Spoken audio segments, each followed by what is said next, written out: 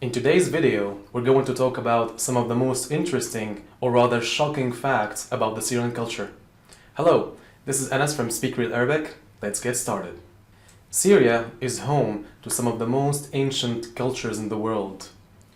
Two of its major cities, Damascus and Aleppo, were considered to be some of the oldest and continuously inhabited cities of the world, with dates going back as far as 6300 BC. Due to its strategic position on the world map, the area was part of the Silk Road that witnessed bustling trade between the East and the West for centuries. The name Syria was given to the region by Romans and Greeks and was most probably derived from the Babylonian word Suri. Traditionally, Arabs used to refer to the region as Sham. This name can be used to call multiple parts of the region. It can mean Syria or Damascus, its capital, or it can mean the whole region that consists of all the countries in it such as Jordan, Syria, Lebanon, Palestine, and Israel.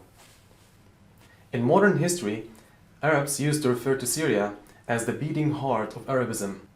This is due to the country's political stance on the ongoing conflict between Arabs and Israelis. Syria was also considered one of the easiest Arab countries to get into. In the not-so-distant past, Arabs used to flock Syria to visit its beautiful attractions and natural sites, or even as a shopping destination due to its cheap services and goods. So, with that out of the way, let's start with the first one. The first one on the list is greetings. Syrians are affectionate people. When they greet each other, they take their time. Greetings are usually lengthy and full of repetitions. A typical Syrian greeting goes like this. Hi Firas, how are you doing? I'm fine. How are you doing, Anas? I'm fine, thank you so much. How's your family? How are your children? Family is good. How is your family and children? Everything's good. They're so good, thank you so much. How's your work? Is everything okay with you these days? Work actually is good. However, I'm thinking of improving my work. How is your work? My work is actually awesome, thank you for asking. How is life with you in general? Are you enjoying your life? These days, I'm thinking of starting to doing sports.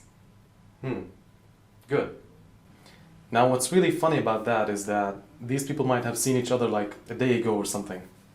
Now you may think that this is it, but actually greetings can take much longer than that, especially if people that are meeting each other have not seen each other for a long time.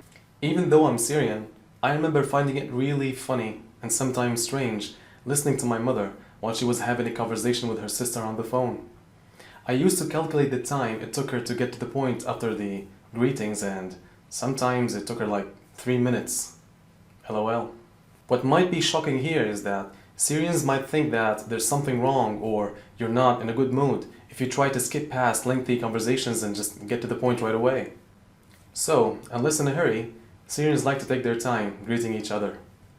Number 2 on the list is marriage. Except for some upper class, the vast majority of marriages in Syria are controlled by families. It is actually very rare to have a couple getting married against their family's wishes. The way it usually works is that once a male family member declares their intention for marriage, an older female family member like a mother or an aunt would start looking for a suitable wife for him. And they do that through their social circle. And once they find a suitable wife for him, they would actually then propose her to him, and they would describe her physical appearance, her educational level, even her family status. In this stage, there's not a single meeting or even a single eye contact between the two. And so, if the son agrees to meet this would-be wife based on the description that was given by his mother or aunt, the two families then would arrange for an official visit in which the couples would see each other for the first time. Now you would think that this is it, right? Nope. The whole process from engagement to actually getting married is supervised exclusively by the families. And you would be shocked at the details they would negotiate and discuss with each others, such as the engagement period, the place of residence after marriage, the wedding cost, and even the dowry cost. One of the marriage traditions in Syria is the fact that the husband should afford the dowry. The dowry is usually a very expensive one. And due to that, the Islamic teachings has allowed for some sort of an installment kind of payment system. This dowry payment system allows for multiple options of settlement. So the husband can choose to pay the full dowry before getting married, or they can actually choose to pay the whole dowry after getting married. It's all up to them. The husband must also afford for other things such as the wedding dress, an expensive gold set, and the wedding ceremony itself. The wedding ceremony usually has a large number of people who must be served with traditional food, drinks, and sweets. So, because of the fact that marriage in Syria is considered to be such a huge financial undertaking, the vast majority of the Syrian youth, which represents most of the Syrian population, are left with no chance of getting married. Number 3 on the list is socializing.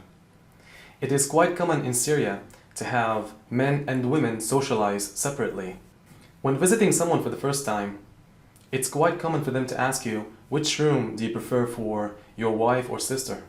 This thing is normal, even when the visitor is a relative, and it has to do with the way society realizes mixed gender kind of gathering as, most of the time, as a forbidden thing.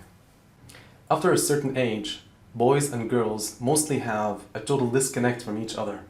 If you were a young man or woman in Syria, and if you have happened to be seen on the street speaking or talking to a strange girl, that would be considered as a forbidden thing by the family, and you would expect to be punished for it. The same is actually true for girls as well. Now, although some leniency can be seen in the Syrian social picture as of late, where we can actually see some social gathering and activities happening in certain places, the society in general is still very, very far away from accepting something like having a girlfriend or boyfriend, and we would still consider that as a form of forbidden kind of act, and that would deserve punishment in most cases. Number 4 on the list is etiquette.